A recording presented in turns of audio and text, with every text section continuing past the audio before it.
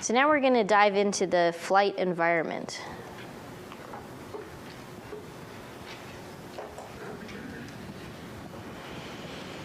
All right, so the first part is flying. Actually, let me just pause there. Were there any other questions about the charts in the airspace? Okay, good. They're kind of related to the flight environment, so feel free to jump in here. All right. So flying. So there's a fair amount of work that a pilot is supposed to do, is actually required to do before they fly. So you're supposed to become familiar with information that pertains to your flight. And in fact, it's a very good idea to do so. That's exactly how you become a safe pilot. So it's important to understand information related to your flight. So, there's not only the airport that you're taking off from, and when Philip talks about performance, you'll talk about the length of runway that's required, but you also want to know about alternate airports along your route. So, if I'm flying from here to Maine, for example, there's a lot of airports along the route. I'd want to identify a couple along the way, understand what the weather forecast is for those airports, whether or not they have fuel, those types of things are very relevant to know. You're also supposed to understand, how much, so when you talk about aircraft performance, you'll understand what length of runway you require in order to land. And then you want to make sure that the airports that you've identified as alternate airports along the way have long enough runways for you to land. So let's talk about some of the paperwork. So there's this acronym, AERO, that's supposed to help you remember the types of things that you're required to have inside the airplane. So there's an airworthiness certificate, registration. If you're going on an international flight, you need a radio license. It's actually pretty easy to get. So if you wanted to fly from here to Canada, you only have to pay $60 and you get your radio license and you can go fly to Canada. So it's great. And also the international language of aviation is English. So even if you go to Montreal, you don't have to learn French. You can speak in English and land there. So it's great. So O is the operating limitations. Those are displayed in various ways, such as your flight manual and placards, and we'll give you some pictures of placards so you see what those are. And then weight and balance information, and we have a whole talk just about calculating weight and balance, I think tomorrow. So operating limitations, so these are real restrictions on the aircraft in terms of what is the maximum speed you can fly with and without your flaps extended, and which kind of procedures can you do. And we talked about certain aircraft that you're allowed to do these fancy aerobatic procedures in, and other aircraft where that's not a good idea, because if you really push your aircraft to enter a spin, it may be very difficult to recover from it. And so there are different things. So one is called the POH, or the Pilot's Operating Handbook, and I have a POH over here, and it has a lot of great information in it. So pretty much everything Philip taught you about aircraft systems is in this book as well. It tells you about everything about your airplane's systems, its requirements, its restrictions, and how you calculate the runway length that you need to land, and your weight and balance. All that information is inside these books. So this is an example of some of those limitations for an SR-20 as an example. We were talking about Cirrus aircraft. And so you can see the same types of numbers that Philip was pointing out before, the different V speeds. And you can also talk about these maneuverability limits as well. Minimum flight crew for a lot of these small airplanes is usually 1, but some of the very big complex airplanes and jet aircraft require the co-pilot as well, and some airplanes even require another crew member as well. So there's certain aircraft instruments that you require when you fly. So they're called equipment requirements. So a VFR day, which is visual flight rules, so a nice sunny day, no clouds, so you'll be doing VFR your entire time, getting your private pilot's license, except if you do a couple days of instrument training, but vast majority of time you're talking about a VFR flight. So what do you need? You need some of those key instruments we were just talking about, your airspeed indicator, your altimeter, a compass. And then a couple things related to the engine. So you understand about the engine, its oil pressure, temperature, and you need to know things about your fuel. And a lot of them have alternates. You can measure your fuel from different ways, but somehow you must have a fuel gauge to know how much fuel you have. You also need to have anti-collision strobe lights that kind of go off, and seat belts. Who knows what an ELT is? Yes? Emergency locator transmitter. That's right. And so that emergency, it's an emergency device that basically activates when your aircraft, if your aircraft is under duress and is descending very rapidly, it goes off and emits your location out so that people can come and find your aircraft very quickly. There are also some, and these numbers, by the way, at the top, in case it wasn't clear, are regulations. So they're FAA regulations. So 91.105 is a regulation about pilots, sitting in their seat when you're flying the airplane. So for all practical purposes, when you guys are flying, you have to sit down and be the pilot and fly the airplane. This isn't like a big commercial jet where you're going to get up and start walking around. So you need to basically sit down. Seatbelts, as a pilot in command, you also get to make the rules for your flight. So if you think you have some kind of rowdy passengers, you just tell them the rule is you must wear your seatbelt at all times. Now the actuality is that there are certain times and restrictions where it's required. So taxi, takeoff, landing is required to wear your seatbelt. But you can extend that rule and say at all times you must always wear your seatbelt. There's also an interesting regulation that says that passengers can't interfere with the crew members, but I will point out that depending on who your passengers are, they may or may not comply with that regulation. We already talked about the different altimeter settings. So kind of it can be the case that you, instead of being the perfect condition of 29.92, it might be the case that you need to adjust your altimeter to that local setting. So we talked about ATIS, where you can dial in the frequency to the ATIS and it announces the weather information for a particular area. They will provide the setting that you need to set in that window. So they'll say, 29.98 or whatever is the altimeter setting. Also, if you're flying over a bunch of places and you're talking to air traffic control, they will update you. If they hand you from one air traffic controller to another air traffic controller, one of the first things they'll tell you is what is the altimeter setting for that area, so that everybody is adjusted and everybody knows what altitude they're at. So there's a little knob on your dial, and you turn it until that window on the right says the right number.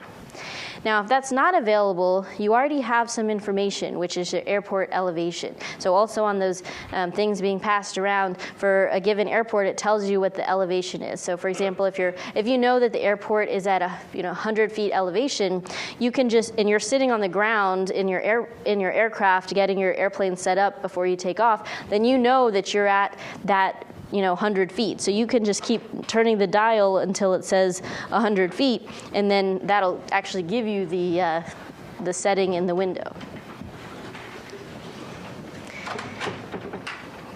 There's some restrictions. Yes, go ahead. Yeah, I have a question. What if you're flying into an uncontrolled airport where you don't have an altimeter setting? How do you know that?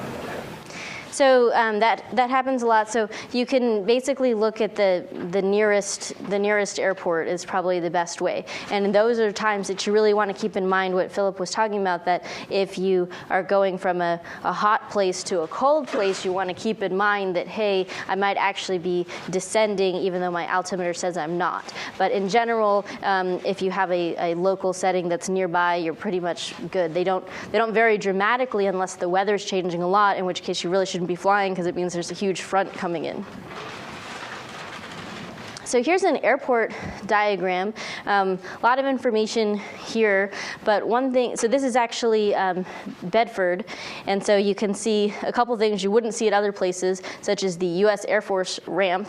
That's not going to be at other places. But you basically see these two intersecting black lines. So those are the main runways. And each runway is bidirectional. So on one side, so it says the number's very small right here next to the mouse, say 11. So that's runway 11. And then on the other side, it says 29. So basically, if you land in one direction, it's one number. If you land in the other direction, it's another number. And that number is corresponding to the heading of that runway. And then you see a bunch of lighter gray lines. So those are the different taxiways. And there's all kinds of stuff here. I won't go through everything, but one thing that's really relevant is this acronym here. And it kind of looks like lasso. What it's saying is the land and hold short.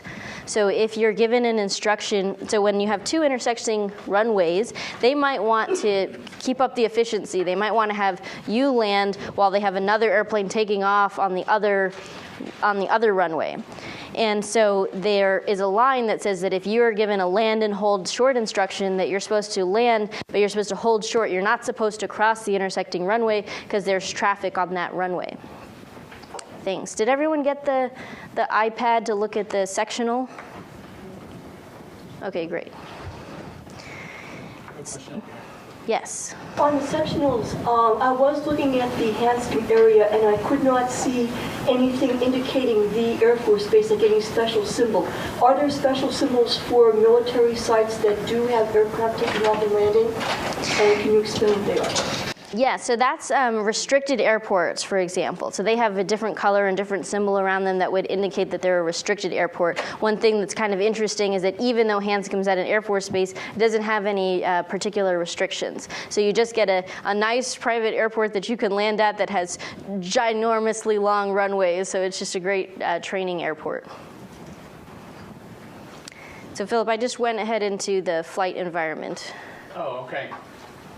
So taxiing in the wind. So this is, what do I mean by taxiing? So you must have heard of this on commercial aircraft. So this is when you get from, in that case, the jet bridge out to the runway. But basically, as you're driving along the different roads at the airport that are not the runway, the taxiways, as you're doing that, there could be wind. In general, as we talked about with regard to lift earlier in the day, you like having the wind coming at you, and we'll get into performance and why it's really bad if the wind's coming from behind you. But usually the wind will be coming down the active runway. They decide which runway is active usually by the wind direction.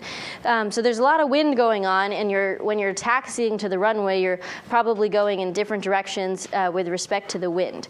So one thing that's important is to think about while you're taxiing, you have to make certain corrections to your aircraft's controls, so to the rudder and to the ailerons and the elevator at the back.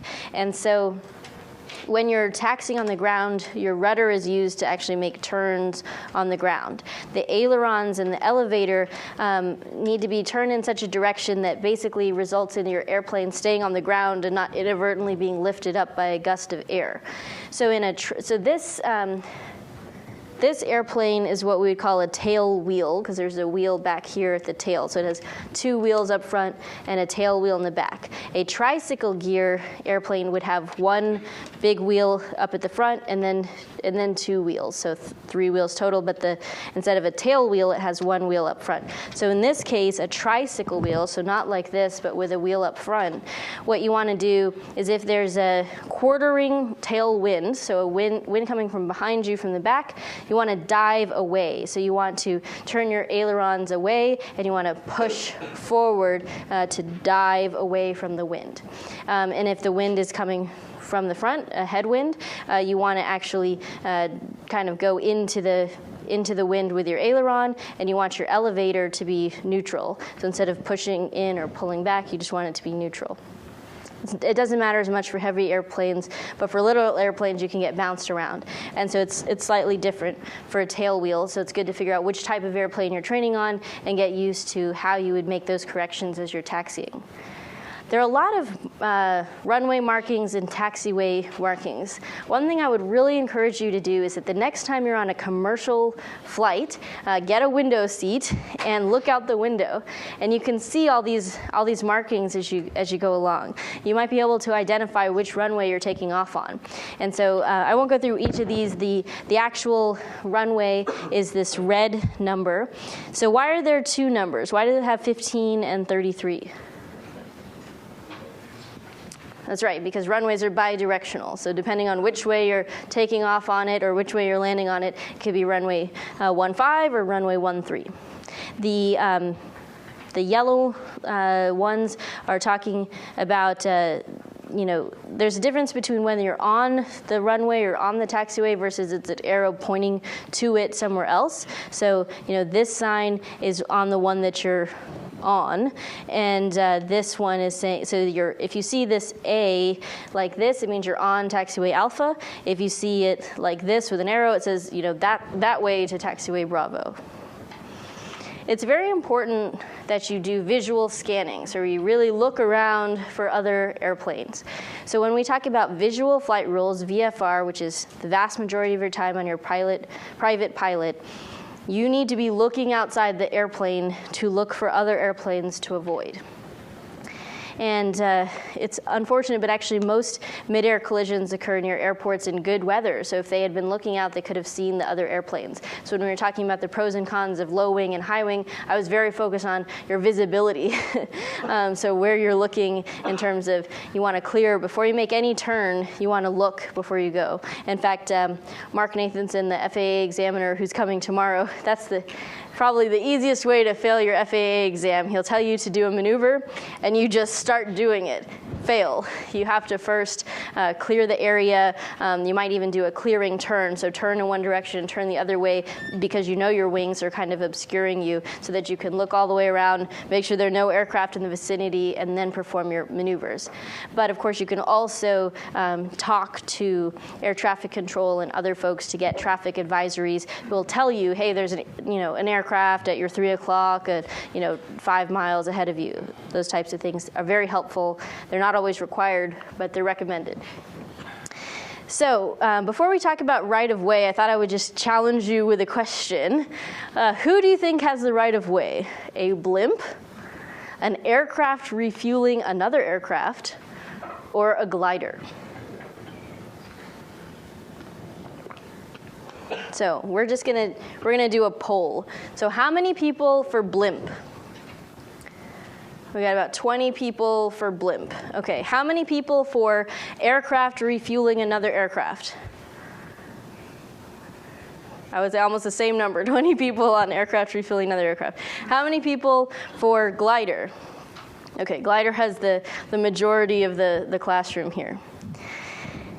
So the majority of the classroom wins. It's the glider. And this is a very complicated question. Obviously, you would never be in a situation where a blimp, an aircraft refueling another aircraft, and a glider were all coming together head on. So the glider wins because it is unpowered. And so unpowered aircraft have a priority over all powered aircraft. However, if you're in a glider and you see a blimp, you know those things are slow. I really suggest avoiding it anyway. So there are a bunch of right-of-way rules. They're all described in FAR 91, 113. And so it basically talks about the order of operations. And kind of the big things to know is that if anybody's in distress or has an emergency, they usually just get priority over everybody else. Balloons can't really move that much. They can't decide where they're going. So even if you wanted to assert right-of-way, they're not going to be able to move. But then it really is aircraft that are unpowered get the priority. There's also, if you have multiple aircraft that are of the same class, so two powered airplanes coming at each other, how do you decide who has the right of way? So there are some situations which is basically that two aircraft that are converging that are of the same category, the aircraft on the right has the right of way. So there are a couple of figures that describe that. So basically, if two aircraft are looking head on, then you both move to the right. It's good to have that rule of thumb. Yes? Going back to the priority list, what category would a blimp fall under? The blimp is a powered aircraft. Yeah, it's very slowly powered, but it is powered, and so it is a powered aircraft. If I said balloon instead of blimp, then the balloon would have won. Yeah. The blimp is also frequently called an airship. So the FAA question might refer to the blimp as an airship. Okay. So this was the right-of-way. And then so one thing that alters it is if you have an aircraft that's landing and it's on final approach to landing, then it has the right-of-way really to land. So this is where we talked about the balloon has priority over all the others. The glider has priority over all over powered aircraft. The airship or the blimp has the priority over all other powered aircraft. And then if you're towing or refueling, then you have that priority as well. So this is a little diagram that shows you that it's very unlikely that you will encounter an aircraft refueling another aircraft. So one thing to know is also just minimum safe altitudes. So in general, you're the pilot in command. You need to ensure the safety of yourself and your plane and your passengers.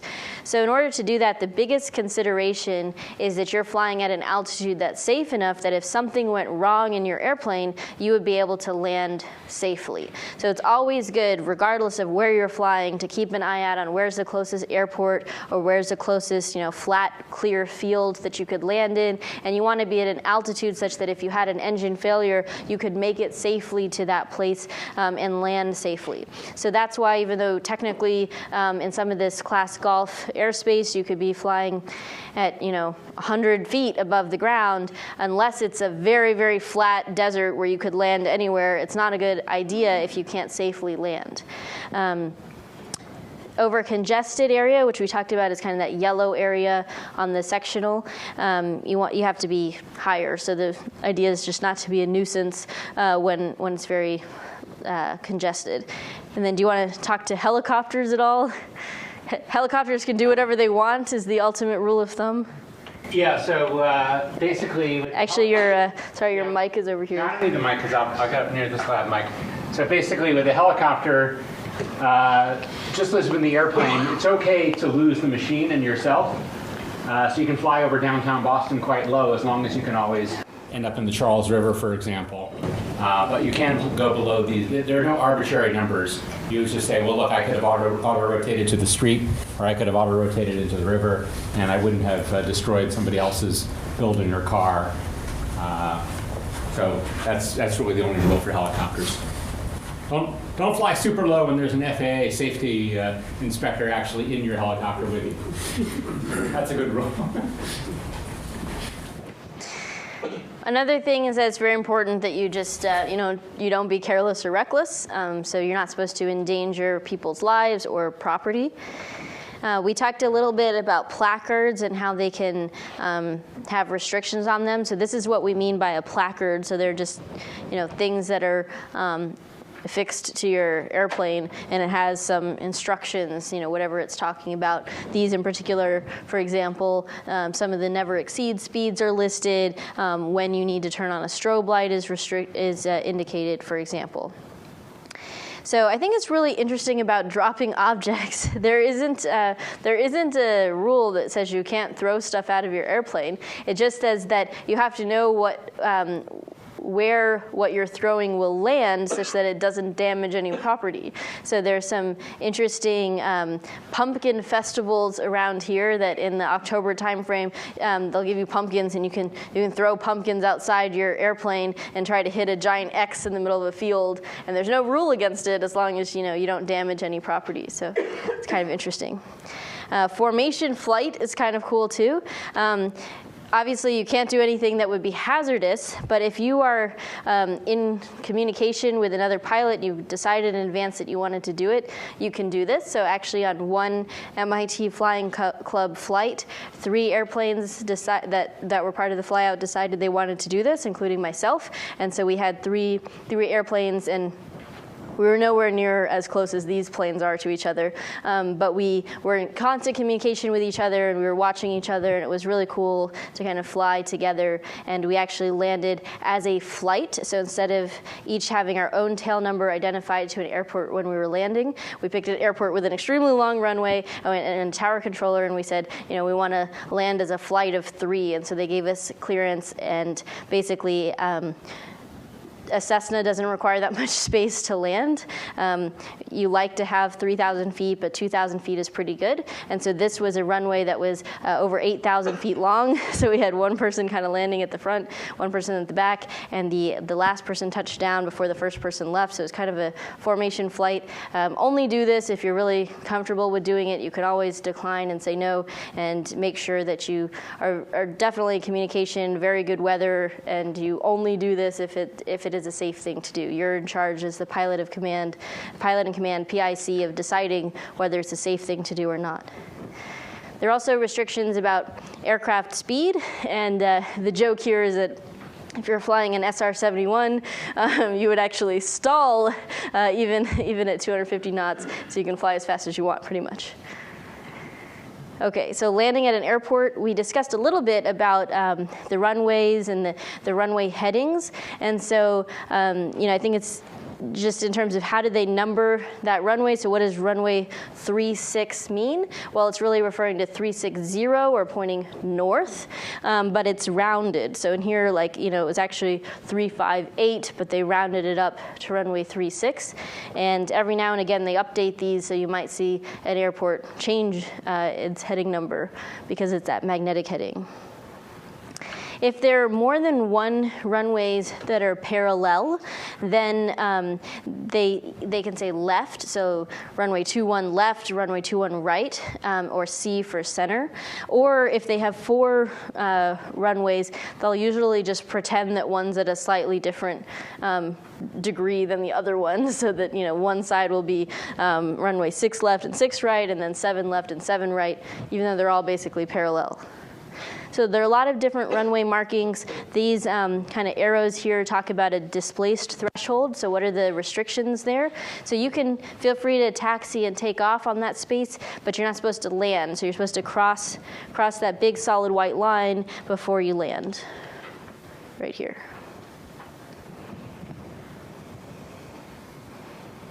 So there are a ton of different runway markings. Again, I encourage you, even when you're on a commercial flight, to keep your head out the window looking at all the different lines that you see. So you can see the runway threshold, you can see the number of the runway that's written there, and then there are different stripes that indicate how far down you are, 1,000 feet, every 500 feet, for example.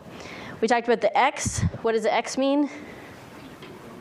Closed. Don't land there. The runway's closed. So all of these are kind of defined in the PHAK, the Pilot's Handbook of Aeronautical Knowledge, so I would kind of refresh them. Some of them are not very common. One thing here is wind socks. Wind socks are great. There are different kinds of wind socks. It basically tells you which direction the wind is blowing in.